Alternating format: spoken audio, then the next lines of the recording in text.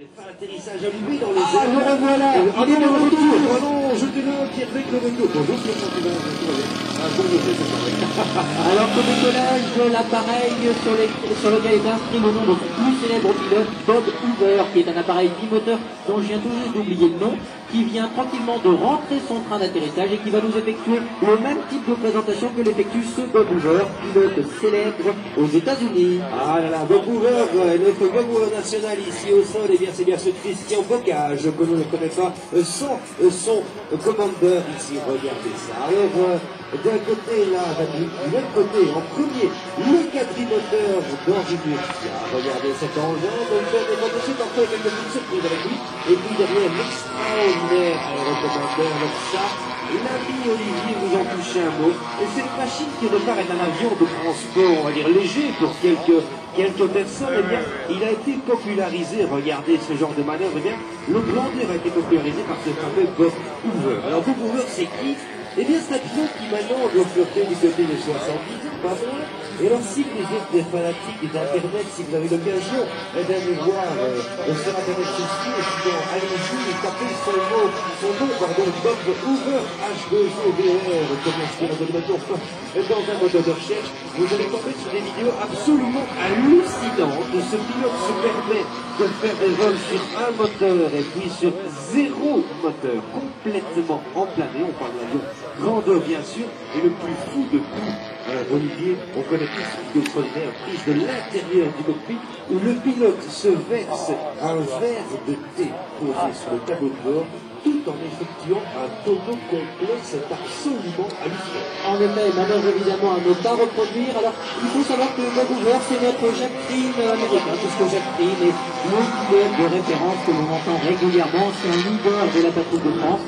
Alors, ce qu'il faut noter, n'est-ce pas François, puisque tu signales que l'appareil de Bob Hoover, donc l'aérocommandeur, vient d'effectuer un tonneau, il faut savoir que la difficulté réside dans le fait que ce n'est pas un appareil qui est prévu pour ce type d'évolution. Alors, vous faites un tonneau avec un cap 10, un cap 231, ce n'est pas aisé, mais l'avion est conçu pour. Alors que ce type d'appareil, déjà c'est un bimoteur, il faut donc jouer beaucoup avec l'effet de couple moteur, et c'est un avion qui n'est pas du tout prévu pour cet effet. Il faut donc bien profiter de cette superbe démonstration qui nous revient par la gauche alors que j'aperçois le sabre qui va tranquillement se préparer pour un vol. Et attention, parce que je ne sais pas, peut-être pas cette fois-ci, mais on a déjà vu cet aérocommandeur ou même d'autres peut-être, eh bien, effectuer des choses complètement hallucinantes. Et là, je parle de modèle réduit. Eh bien, à contrario de ce que vous voyez maintenant où la question est à sortir le train, eh bien, on a déjà vu certains aérocommandeurs de cette taille faire des touch and go, train rentré, c'est-à-dire sur le ventre, littéralement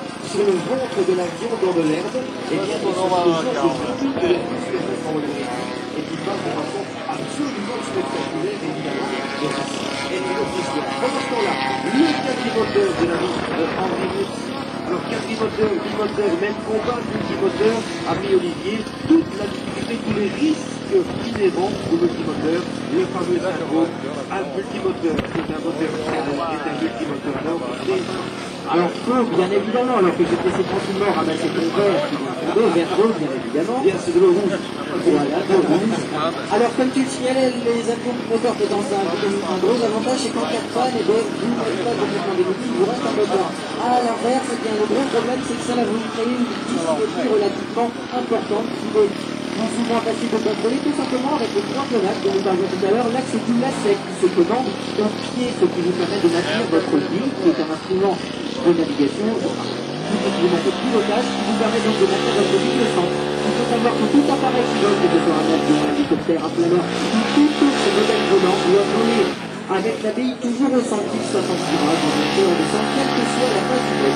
La bille se contrôlée principalement avec le pied, également avec un axe qui reste que les matières restent beaucoup. Alors pourquoi toujours avoir la bille au milieu, me direz-vous, ou le brin plein dans l'axe, puisque certains appareils sont équipés d'un brin plein, comme les amis de l'hiver, bien tout simplement pour assurer la symétrie, assurer que les univers sont parallèles. Et je peux l'avion, petit passage en pilote, puisque quand un appareil passe sur le nez, on appelle ça en pilote. Bon, ici, je pense, Olivier, qu'il s'agit simplement d'un déverrouillage intempestif du train avant de mon avis sans régularité. C'est juste un peu frustrant. C'est le verrouillage de l'enclenché, le train se dit naturellement si les corps, sans doute de dégâts, aucun petit peu, un petit peu contre derrière, on a vu qu'on voit à la hauteur, et on connaît bien en fait depuis des années d'autres vélos, bien sûr, pour se faire des moteurs. Tout à fait, nous sommes bien évidemment d'accord. Alors, comme tout le monde sait, ces différents appareils vont donc évoluer tout au long de la sortie. Vous avez pu constater un petit problème sur ce dernier. Nous pouvons vous là qui nous offrent d'autres appareils, les remercier pour les représenter cet après-midi, n'est-ce pas? Ah oui, en général, la plupart des petits sont de peu d'importance, mais d'un autre côté, c'est vrai que les machines, les machines sont grosses, elles sont lourdes. Le moindre petit effort peut être conséquent, avec parfois des pièces qui vont réparer, mais d'autres qui parfois, voilà, c'est tout, c'est mobile, ça vaut comme le gaz, ce sont des choses qui peuvent arriver, à l'instar malheureusement du Mirage 4, mais ceci est une autre histoire. Attention, courte finale pour le fameux aéroporteur de Bob. Le meeting de Christian. Merci Christian, fidèle parmi tous les fidèles de Lima Europe. N'hésitez pas à les applaudir.